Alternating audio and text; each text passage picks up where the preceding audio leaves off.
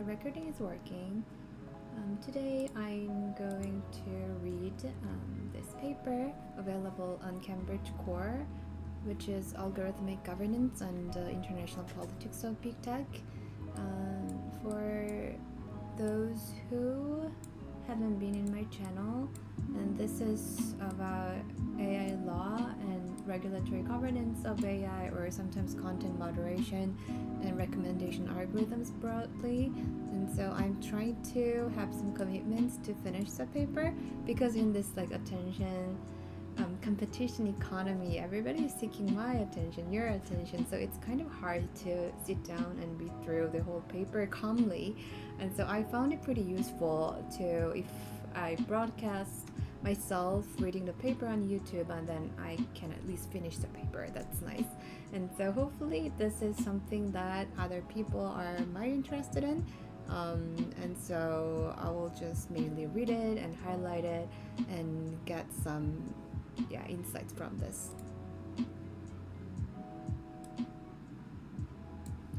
Okay, let me start. Swati Srivastava, sorry for my pronunciation, and she's a professor of political science at Purdue University.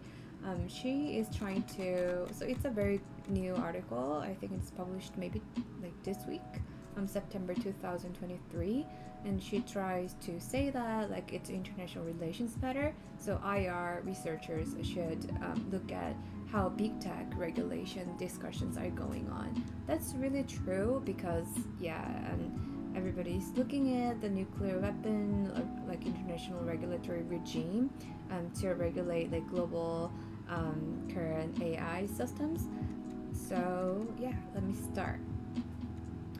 Algorithms are computational rules that allow pilots to fly planes, epidemiologists to monitor disease outbreaks, and web filters to catch spam. Classification algorithms, the focus of this article, use unsupervised and semi-supervised machine learning on massive databases to detect objects such as faces and process text such as speech to model predictions. These predictions automate decision-making for commercial purposes, including content visibility and advertising, and for political interests, such as deportations and counterterrorism. In algorithmic governance, deference to automated decision-making makes algorithms a source and factor of social order.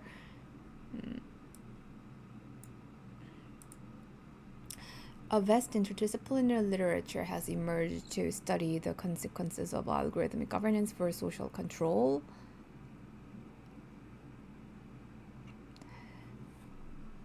International relations scholarship has identified artificial intelligence, internet governance, privacy regulation, and technology platforms as important research areas. This article argues that IR should pay even more attention to governance by algorithms. In particular, IR researchers should join scholars from other fields in analyzing the role of the world's wealthiest corporations, Google, Amazon, Facebook, and Apple, in algorithmic governance as done by comparativists, Americanists, and political theorists, including in this journal. Although states also deploy algorithmic governance, algorithms uniquely power big tech's global scale and influence. Google algorithms use 3.5 billion search inquiries each day to model the likelihood of users clicking on content, then sell this click-through rate to advertisers. Google's profits increased by 3,590% after employing algorithmic pricing, allowing it to buy YouTube, the largest video platform, and expand Android into capturing 72% of the smartphone market. Algorithms generate more than 6 million predictions per second for 2.8 billion users on Facebook, the world's largest social network and media publisher. Of the 68% of Americans who report getting news from social media, their primary source is Facebook, followed by YouTube. When Facebook-owned Instagram and WhatsApp are included, Facebook constitutes 53% of social news pathways. Amazon Web Services, the largest cloud storage and web hosting platform, subsidizes its Prime membership used by 64% of households. Algorithms thus manifest big tech centralization into highly organized capital backed by vast systems of extraction and logistics. Their control of critical bottlenecks transforms big tech into arbiters of knowledge, connection, and desire. Algorithmic governance implicates core IR research in at least two ways. First, algorithms create new private governors engaged in authoritative decision making that was previously the prerogative of sovereign states. Big tech algorithms generate decision environments for both mundane and consequential actions. Google algorithms provide search results for local barbers and mail in voting instructions. They autoplay recommended YouTube videos on cooking and QAnon. Facebook algorithms sort newsfeed content visibility for cat memes and COVID 19 vaccines. They nudge users into joining groups to share knitting patterns and organize violent mobs to attack the US Capitol. YouTube and Facebook algorithms moderate content in real time alongside humans based on expanding community guidelines. Even Facebook founder Mark Zuckerberg acknowledges in a lot of ways Facebook is more like a government than a traditional company. We have this large community of people, and more than other technology companies, we are really setting policies. Yet, users did not elect Zuckerberg to govern, nor do they have any representation in big tech's private governance. Second, algorithmic governance expands relations between states and corporations. Especially in human rights context, states use corporate algorithms. Google assists drone strikes, Facebook embeds in political campaigns, and Amazon partners with law enforcement. Did it?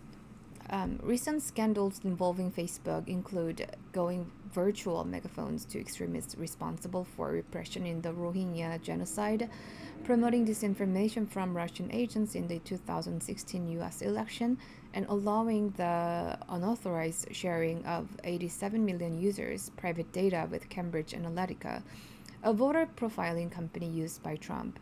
But big tech also works against states. Facebook suspended Trump indefinitely when he was president for posts it deemed as an inciting the Capitol attack, holding him accountable by doing what legions of politicians, prosecutors, and power brokers had tried and failed to do for years. Facebook later specified a 2-year suspension.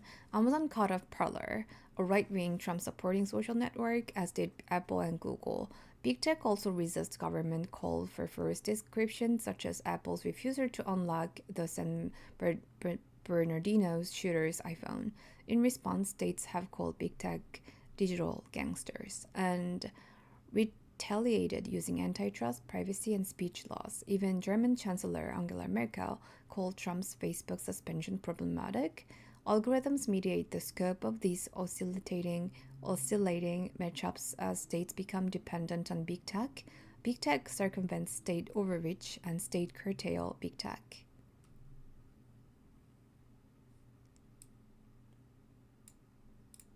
In this agenda-setting article, I urge IR scholars to learn from and contribute to research on algorithmic governance by incorporating big tech and their algorithms as timely objects of research. Through mass surveillance and information manipulation, algorithmic governance can contribute to an erosion of public trust in technology and misinformed citizenry. As academics engage in the problem definition phase of algorithms, IR research on private authority and state-corporate relations is well positioned to address the international politics of big tech and its world order challenges. The next sections of this article introduce algorithmic governance, discuss opportunities for IR interventions in analyzing big tech's private authority and state-corporate relations, and conclude with avenues for future research. Algorithmic governance. Global relations are increasingly undergirded by proprietary and opaque algorithms that organize the world's information and connections. Classification algorithms, in particular, governed by generating knowledge systems to execute or inform decisions through automated profiling and predictions, risk assessment algorithms related to credit, terrorism, or crime, construct people's identities and reputations by classifying them as risky, associating them with undesirable traits or correlations, or placing them in the same categories as other people who are risky or have undesirable characteristics. Algorithms use increasingly granular behavioral data that contain not only what you post online, but whether you use exclamation points or the color saturation of your photos, not just where you walk, but the stoop of your shoulders, not just the identity of your face, but the emotional states conveyed by your microexpressions, not just what you like, but the pattern of likes across engagements. Classifying individual users as possible spammers or extremists may rely on high rate of declined friend requests, gender unbalanced networks, or using certain phrases. Algorithms are thus comparable to previous technologies like cartography that make us more legible and governable.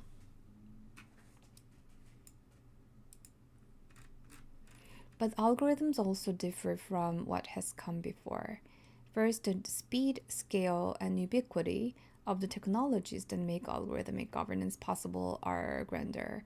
Computer processors are faster and cheaper, as evident when comparing smartphones due to the mainframes of decades ago.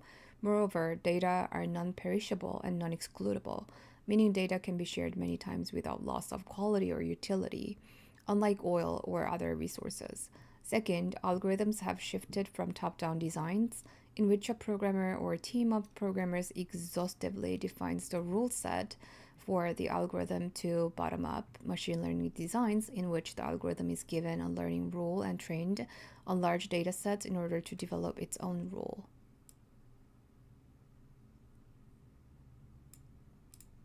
I really like this description actually. Make it pink. Machine learning algorithms have the capacity to identify patterns and correlations that cannot be detected by human cognition. Neural networks used for speech recognition by Amazon's Echo or Google's automatic translations find patterns in data that humans are unable to discern. Classification algorithms thus lower the cost of judgment and therefore increase the amount, rapidity, and spread judgment, affecting more lives and reputations more quickly, more cheaply, and more pervasively. As a result, authority is increasingly expressed algorithmically. For example, governments use algorithms to ostensibly allocate welfare benefits, combat tax fraud, to secure the border, police communities, and prevent terrorism. But algorithms themselves are becoming authoritative as a form of rule, becoming the necessary antidote to subjective decision making within large scale and complex systems. Rule by algorithms aims to preempt agency, spontaneity, and risk, to map out possible futures before they happen, so objectionable ones can be foreclosed and desirable ones selected. Predictive analytics is trusted by ordinary people for organizing contemporary affairs such as hiring employees and identifying romantic partners. Thus, algorithmic governance reflects both the use of algorithms by authorities and algorithms as authorities.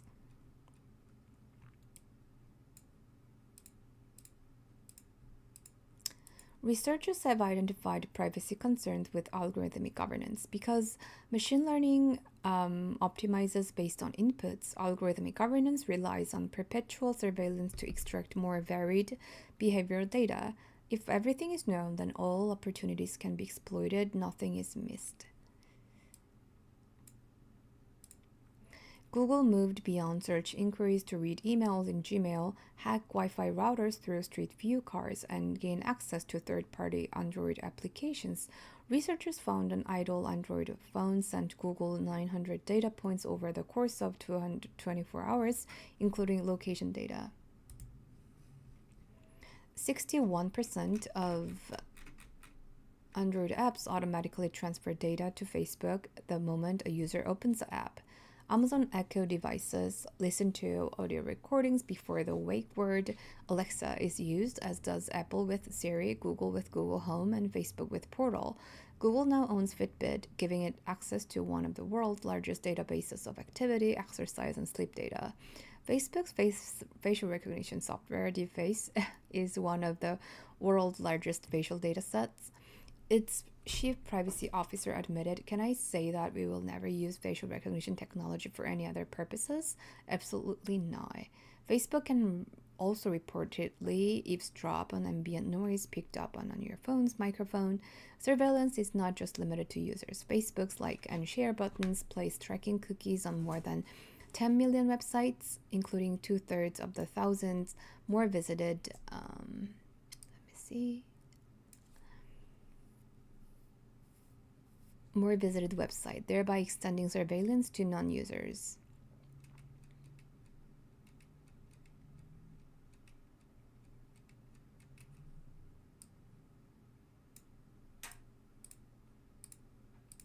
Algorithmic governance may also exacerbate bias and discrimination based on protection categories like race or gender.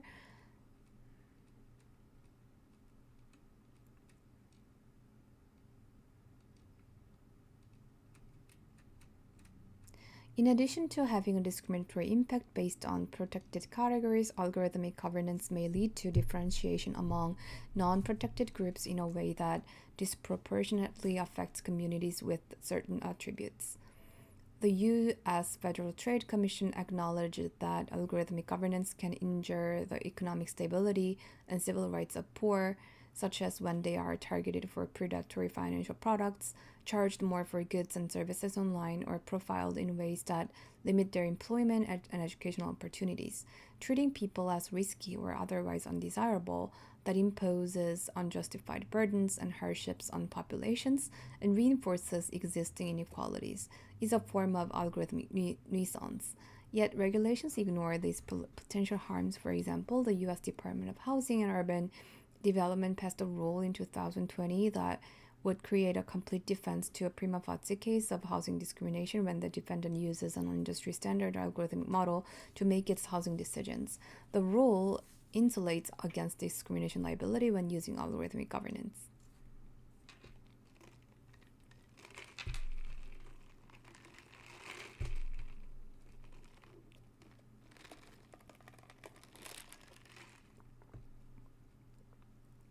In some machine learning algorithms, classifying social attributes are used to automate governance decisions for private and public purposes, with implications for privacy, bias, and discrimination. As algorithms propel technology firms to global dominance, it is important to place the possibilities and pitfalls of algorithmic governance in a wider context to capture the politics of big tech. The consequences of algorithmic harms are magnified as big tech assumes a larger political role in governance and as state partner and interlocutor. In the remainder of this article, I argue that IR is uniquely situated to analyze algorithmic governance's political significance in research streams on private authority and state corporate relations. The ISO of algorithmic governance and entrepreneurial private authority. Private authority has received considerable attention in studies on international politics. IR defines private authority as non-state rulemaking, broadly encompassing agenda setting, norm generation, capacity building, and rule development, or as more narrowly meaning to make rules or set standards and others in world politics adapt. Private authority is often delegated by states, as discussed in the next section.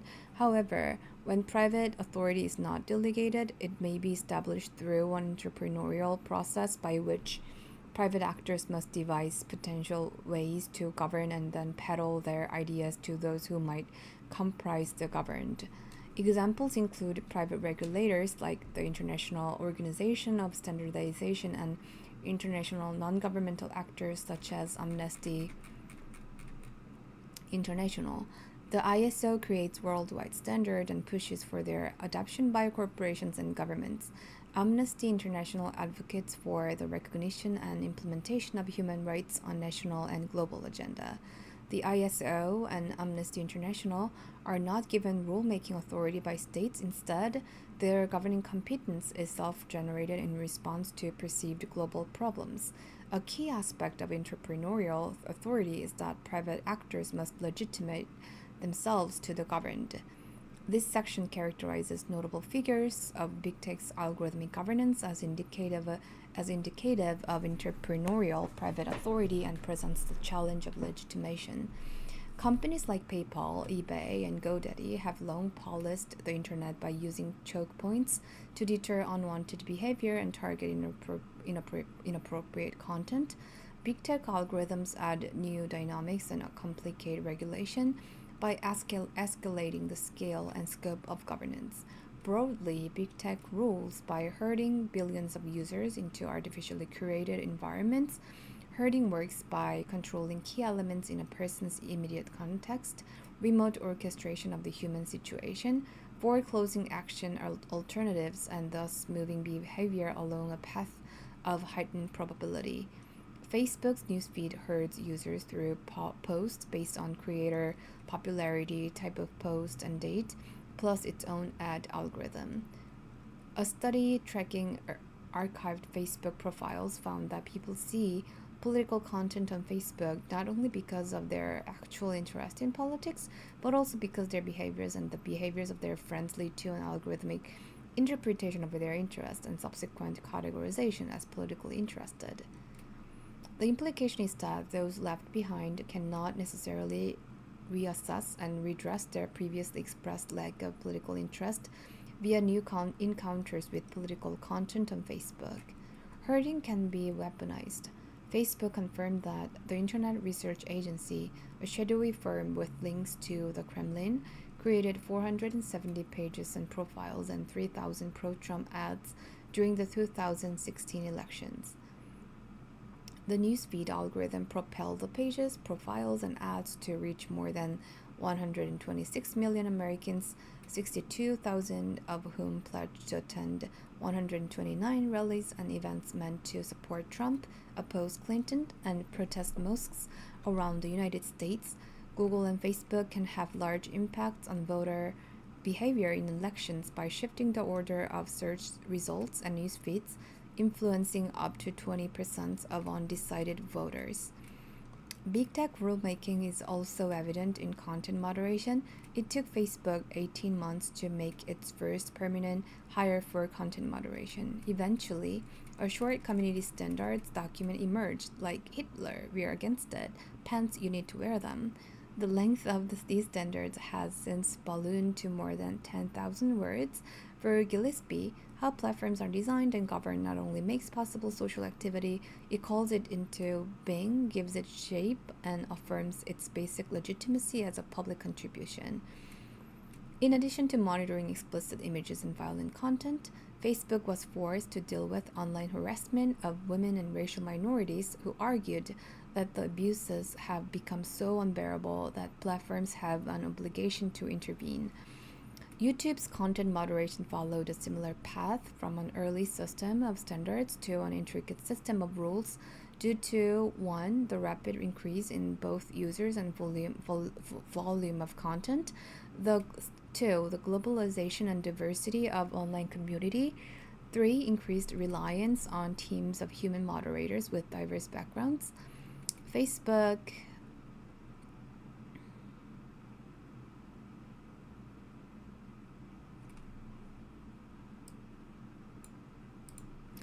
and YouTube have since created private bureaucracies to govern their end-user communities. Yet, critics argue that big tech algorithmic governance incentivizes information pollution as content providers optimize for the algorithm. In 2014, Facebook introduced trending topics using algorithms to promote viral stories on newsfeed. In spring 2016, after pressure from conservatives who accused Facebook of suppressing right-wing content, Facebook fired the human moderators and turned over trending topics to algorithmic entirely. By August 2016, trending topics was boosting visibility without accounting for its reliability.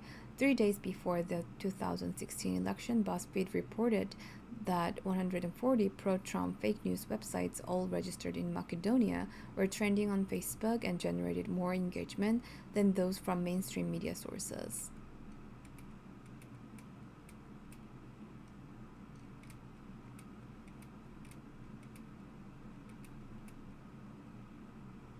IR can more precisely identify the political harms resulting from big tech's algorithmic governance that go beyond herding and information pollution. Accepting the status of big tech as a private authority means that there must be consent of the governed for it to be legitimate. The IR literature defines legitimacy as the normative belief by an actor that a rule or institution ought to be obeyed. In global governance, as long as there is consent and social recognition, an actor, even a private actor, can be accorded the rights, the legitimacy, and the responsibility of an authority. There are many sources of non-state legitimacy, such as the perceived expertise of the participants, historical practice that renders such exercise of authority accepted and appropriate, or an explicit or implicit grant of power by states.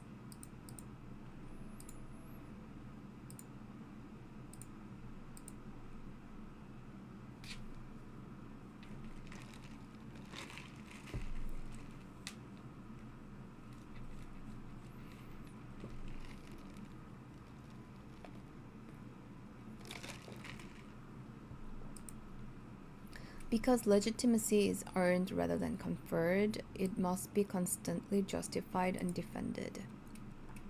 These justifications are part of the legitimation process, which requires internalization by the actor of an external standard.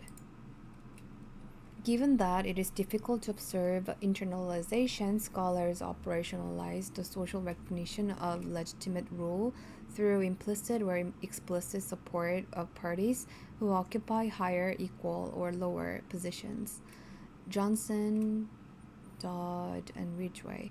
For instance, legitimating the authority of leading INGOs necessitates acquiring deference from states, corporations, and peers.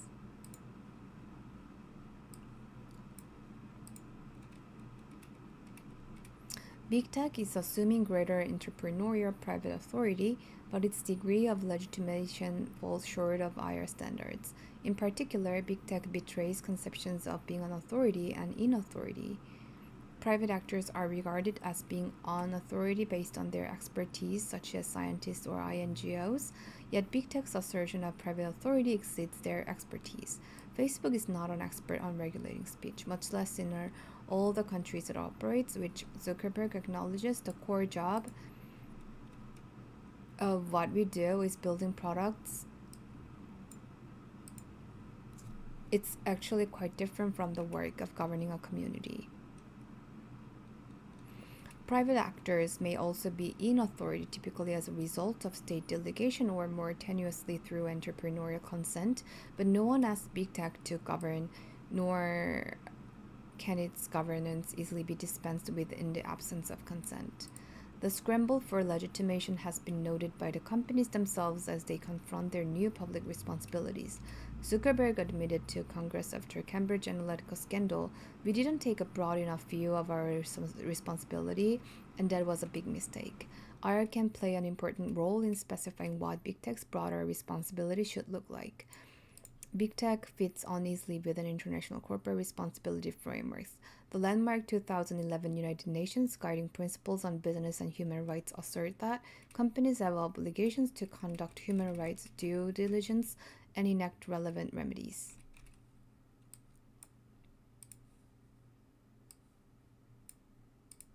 But the extent of due diligence and remedies remains underspecified. Furthermore, the guiding principles assume that while corporations may be considered organs of society, they are specialized economic organs, not democratic public interest institutions. As such, their responsibilities cannot and should not simply mirror the duties of states.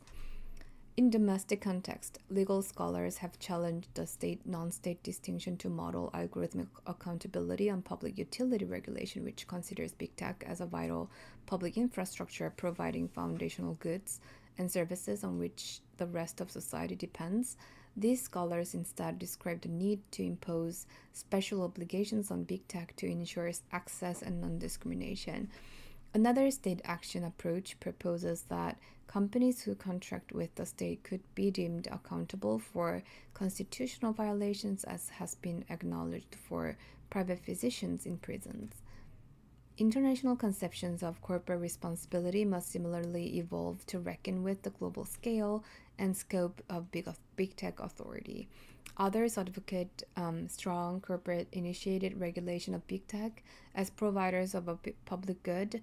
Big tech companies must carefully construct an image of a responsiveness and attentiveness primarily concerned with responding to its user community, much like politicians must do with their constituents. If political talk is characterized as a common pool resource essential to the healthy function of any democracy, then social media platforms have an obligation to their users and their users to one another to practice that talk agnostically rather than antagonistically.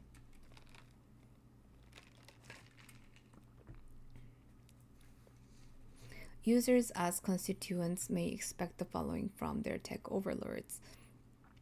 First, obligations of transparency, notice, and fair procedures. Two, the offer of reasoned explanation for decisions or changes of policy. Three, the ability of end users to complain about the conduct of the institution and demand reforms. And four, the ability of end users to participate, even in the most limited ways, in the governance of institution.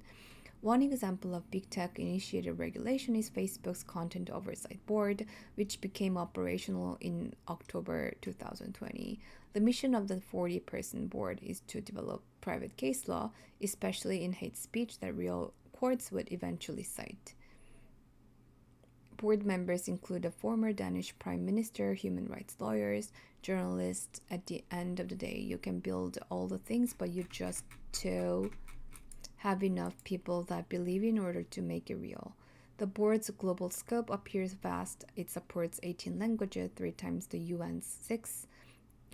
Yet its mandate to counter algorithmic harms is narrow. For the first 7 months, users could only appeal content takedowns, not content left up, which made it difficult to combat misinformation.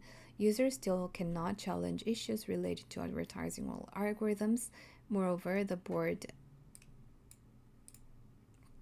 only reviews a tiny fraction of the 200,000 posts eligible for appeal daily from automated and human moderation, issuing 18 decisions thus far. The highest profile case concerned the Trump suspension.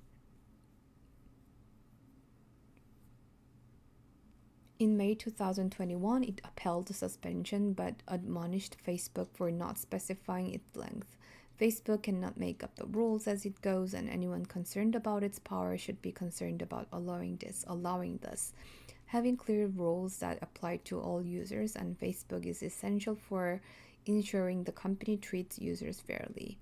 Even if private governance provides clear rules and due process, algorithmic governance complicates the legitimation process in 3 ways.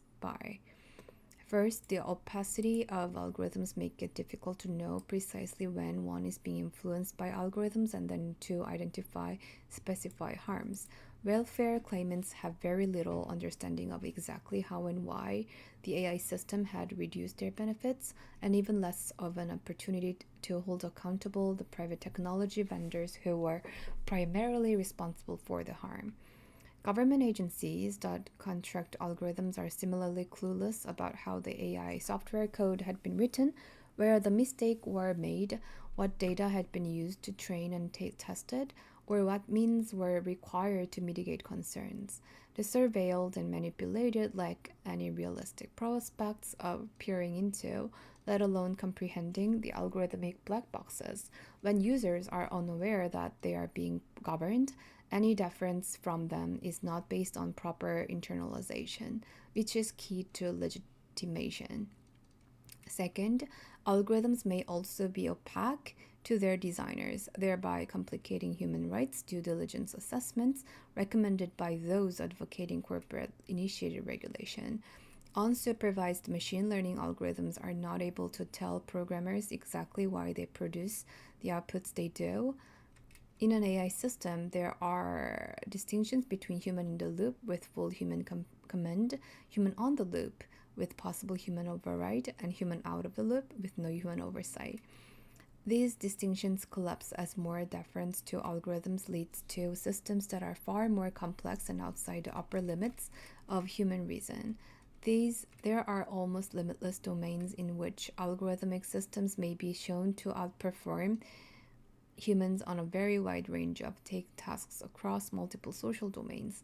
Thus, algorithms represent a black box in two ways: as a recording device, like the data monitoring systems in planes, trains, and cars, and a system whose workings are mysterious.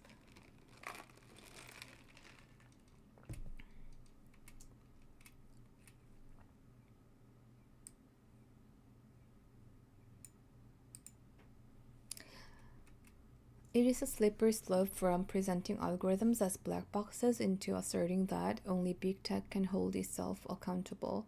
In 2014, a new right to be forgotten emerged when the European Court of Justice demanded that Google Spain delink embarrassing search results. Yet the court also acknowledged that Google alone is capable of enforcing this right. Google subsequently manipulated the framing of this right in public discourse, including by promoting itself as a truth engine. Thus, even though advocating transparency is important, algorithms raise a bigger challenge. Transactions that are too complex to explain to outsiders may well be too complex to be allowed to exist. Could we properly legitimate big tech's governance as a private authority when facing monopolistic expertise with no obvious countervailing force? Or is big tech governance akin to coercion, seen as asymmetrical physical power among agents, where this asymmetry is applied to changing the behavior of the weaker agent? The self-authorizing nature of big tech's algorithmic governance is difficult to legitimate using existing conceptions, presenting an opening for private authority scholars in IR to intervene by theorizing new kinds of corporate international responsibility, assessing the ideologies and legitimation claims of big tech, surveying the deference that constitutes big tech's entrepreneurial authority, and developing tools for evaluating corporate-initiated regulation by priming users to orient their identities as constituents, not consumers.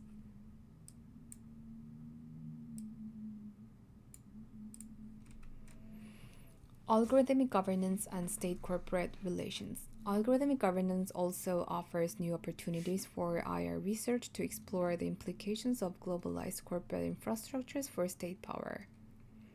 Eschewing earlier notions of a globalized but decentralized, self-governing, borderless digital sphere, IR scholars have noted the effects of coercive governmental force on local persons, firms, and equipment. In addition, they argue that the global landscape features centralized, hierarchical corporations territorialized in a handful of powerful states. Recent studies move beyond the states versus markets view to assert instead that there are large, powerful global corporations and large, powerful states, and they may be acting together rather than in opposition to one another.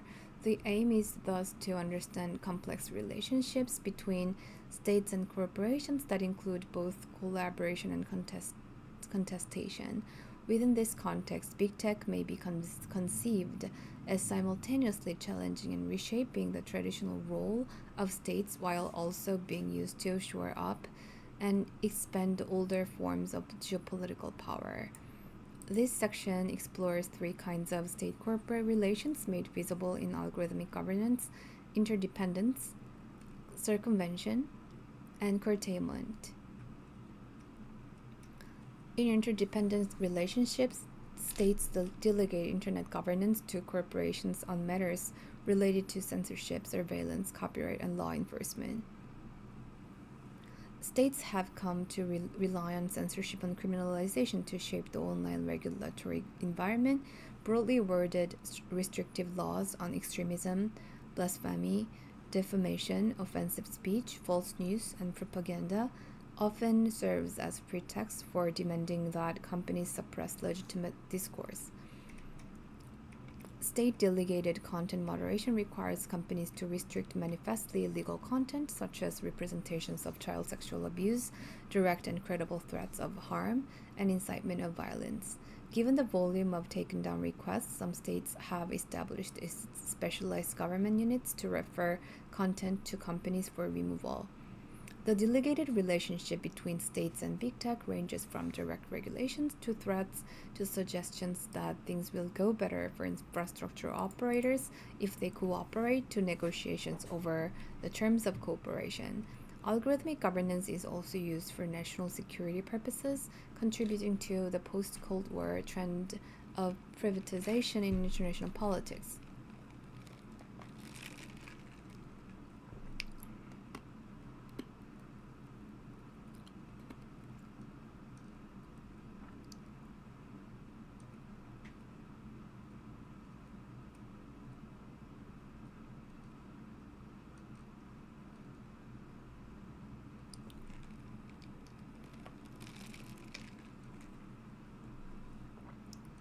Since then, Duterte's Facebook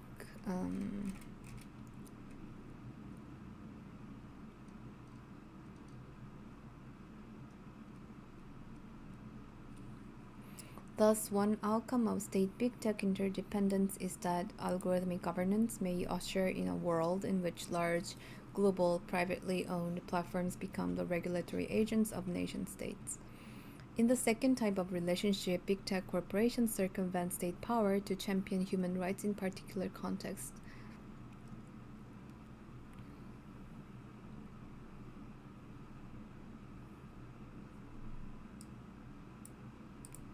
States differ in imposing obligations for internet intermediaries regarding freedom of expression, ranging from the United States' broad immunity, Europe and Russia's conditional liability, and China and the Middle East strict liability. Companies have deployed universal human rights principles to insulate against clashing state interests.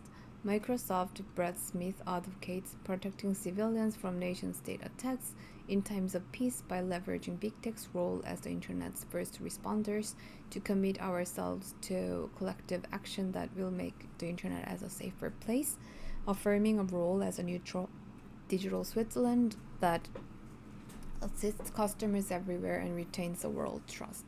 In this vein, Facebook hired its inaugural director of human rights in 2020 and later released a new corporate human rights policy, including a fund for human rights defenders. Facebook referenced the UN Guiding Principles on Business and Human Rights and the International Bill of Human Rights in its commitment to challenging state-forced description and what the company considers to be overbroad requests. The struggle for human rights online will continue to face new challenges as authoritarian governments are increasingly seeking to exert control over the internet and use it as means of repression. No one company will be perfect, but we'll do all we can to live up to commitments we are making today.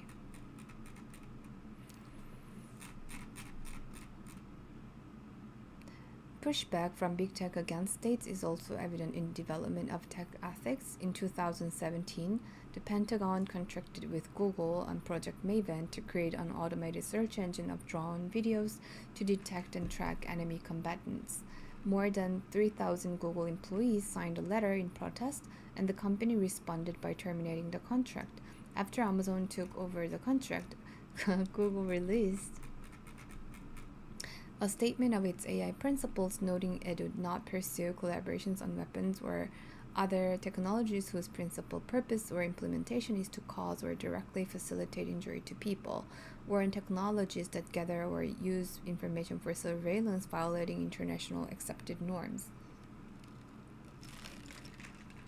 Almost 200 Facebook employees demanded an audit in response to company algorithms disproportionately flagging Black and Palestinian activism as problematic. Whereas these efforts within big tech to foreground ethics have originated in a bottom-up fashion from employees, Facebook Oversight Board is the most institutionalized form of top-down tech ethics.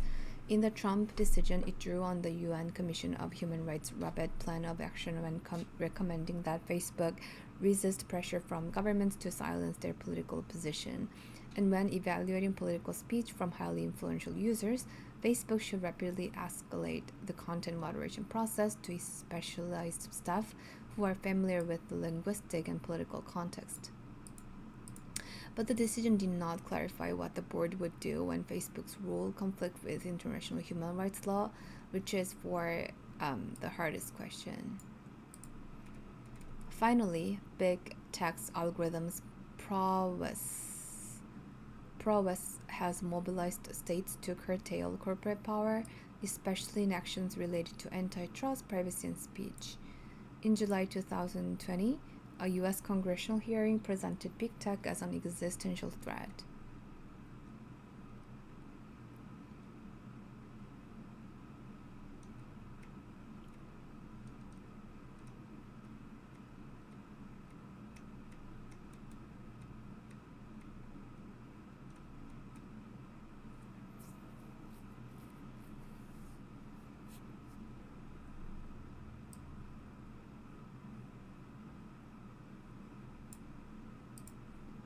Civil society has also launched initiatives to promote digital rights, a range of protections regarding access to the internet, privacy, transparency regarding how data is used, control over how data is used, democratic participation in municipal technology decisions, and more.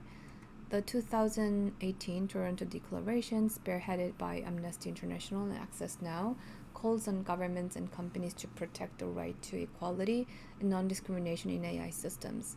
These activists have allies in Europe, where the GDPR articulates on individuals' right not to be subject to a decision based solely on automated processing, including profiling. This right has broad exceptions for algorithmic governance, including, if necessary, for entering into or performance of a contract between the data subject and a data controller, if authorized by law or if based on explicit consent. Still, the framework shifts the burden of algorithmic harm reduction from individuals to companies, rendering it more effective in practice. The European Commission also proposed a Digital Services Act in 2020 that would impose additional corporate liability for content moderation and forced disclosures of algorithms. States and big tech corporations engage in many collaborative and contentious relations of relevance to international politics. The dynamics of these emerging state-corporate relations require more sustained IR scrutiny. For instance, given that states already find it difficult to oversee delegated authority, studies should inquire how algorithms make big tech partnerships harder to regulate for states. More research is also needed on big tech's traditional state capture through lobbyists, including in global economic institutions, and its less traditional cultivation of a privileged alliance with consumers, providing a formidable source of opposition to regulation that threatens the convenience provided by these platforms. Finally, we need systemic assessment of the emergence, diffusion, and effectiveness of public advocacy and regulations regarding big tech.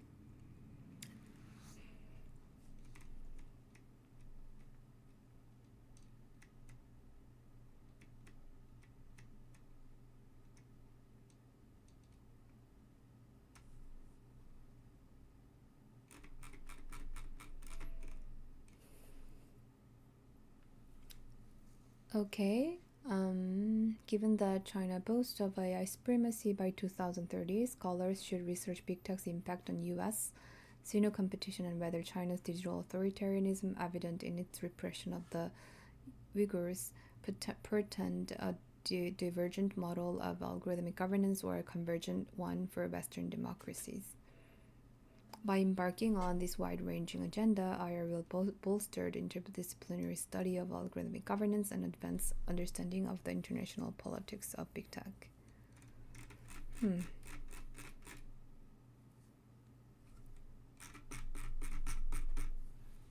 Okay.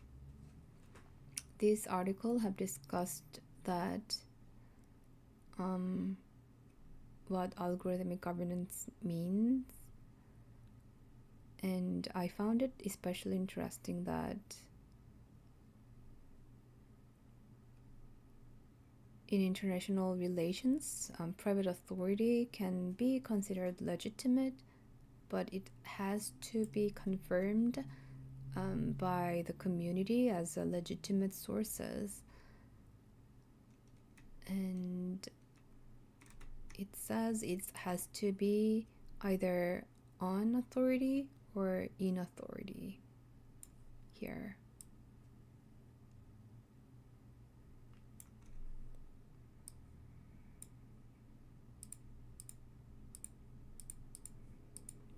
But big tech is not on authority because it's not an expert, or it is not like democratic, and also it's not in authority because not always the government or any other like democratic procedure confirmed its legitimate authority. So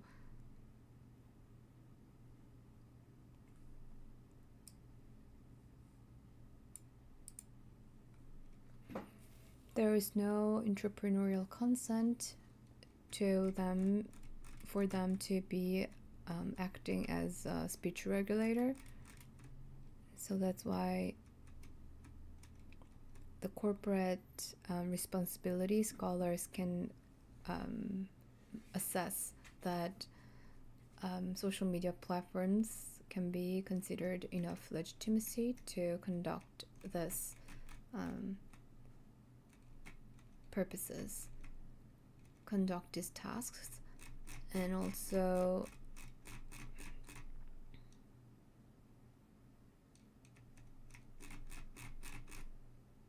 say corporate relationships. There are 3 different relationships between state and corporates regarding this matter. First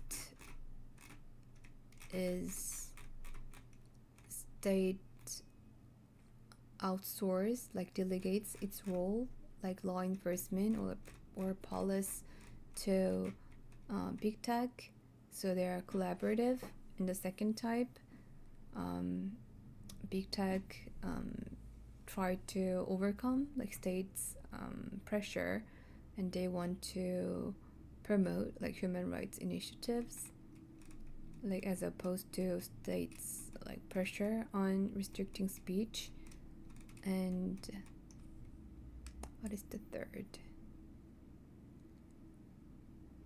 Big tech's algorithmic prowess has mobilized states to curtail corporate power, especially in actions related to antitrust, privacy, and speech. Oh, so this is big tech versus state.